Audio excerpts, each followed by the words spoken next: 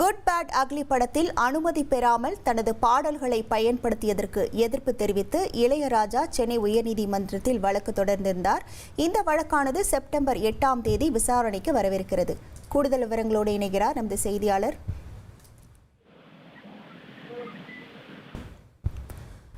Good bad ugly படத்தில் அனுமதி பெறாமல் தனது பாடல்களை பயன்படுத்தியதற்கு எதிர்ப்பு தெரிவித்து இளையராஜா வழக்கு தொடர்ந்திருக்கிறார் சென்னை உயர்நீதிமன்றத்தில். இளமை இதோ ஒத்த ரூபாயும் தரேன் என ஜோடிக்கு மஞ்சக்குருவி ஆகிய பாடல்களை அனுமதியின்றி பயன்படுத்தியதாக கூறி இளையராஜா சென்னை உயர்நீதிமன்றத்தில் வழக்கு தொடர்ந்திருந்தார். அனுமதி இல்லாமல் பாடல்களை பயன்படுத்தியது பதிப்புரிமை சட்டத்திற்கு விரோதமானது என இளையராஜா தரப்பிலிருந்து மனுவானது பதிவு செய்யப்பட்டிருந்தது. இந்த வழக்கானது சென்னை உயர்நீதிமன்றத்தில் வரும் செப்டம்பர் 8ஆம் தேதி விசாரணைக்கு வரவிருக்கிறது. இது தொடர்பான முழு விவரங்களோடு இணைகிறார் நமது செய்தியாளர் சுரேஷ். வணக்கம் சுரேஷ், இது தொடர்பான முழு விவரங்கள். வணக்கம். நடிகர் அஜித் நடிப்பில் குட் பேட் அக்லி திரைப்படத்தை மைத்ரி மூவி மேக்கர்ஸ் தயாரிச்சிருந்தாங்க. இந்த படம் சமீபத்தில் வெளியானது. அதாவது குறிப்பிட்டு சொல்லணும்னா ஏப்ரல் மாதம் இந்த படமானது வெளியானது.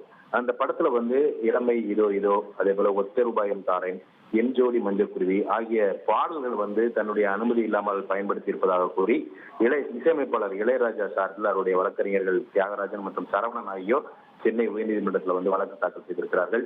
இந்த மனுவில் அனுமதி இல்லாமல் பயன்படுத்திய இந்த பாடல்களை படத்திலிருந்து நீக்க வேண்டும் என்றும் 5 கோடி ரூபாய் இழப்பீடு வழங்க கேட்டும் ஏற்கனவே நோட்டீஸ் அனுப்பியதாகவும் அந்த நோட்டீஸுக்கு பதிலளித்த தயாரிப்பு நிறுவனம் சட்டப்பூர்வமான உரிமையாளரிடமிருந்து இந்த பாடல்களை பயன்படுத்த அனுமதி பெற்றதாகவும் விளக்கம் அளித்திருக்கிறார்கள். ஆனால் அந்த உரிமையாளர் யார் என்பதை அவர்கள் தெரிவிக்கவில்லை என்று அந்த மனுவில் தெரிவிக்கப்பட்டிருக்கிறது. அது மட்டுமல்லாம தன்னுடைய படைப்பான இந்த பாடல்களை தன்னுடைய அனுமதி இல்லாமல் பயன்படுத்தியது என்பது பதிப்புரிமை சட்டத்துக்கு விரோதமானது என்பதனால இந்த படத்துல பாடல்களை பயன்படுத்த, அதாவது தன்னுடைய பாடல்களை பயன்படுத்துவதற்கு தடை விதிக்க வேண்டும், உரிய இழப்பீடு வழங்க உத்தரவிட வேண்டும் என்ற ஒரு கோரிக்கை அந்த மனுவில் முன்வைக்கப்பட்டிருக்கிறது.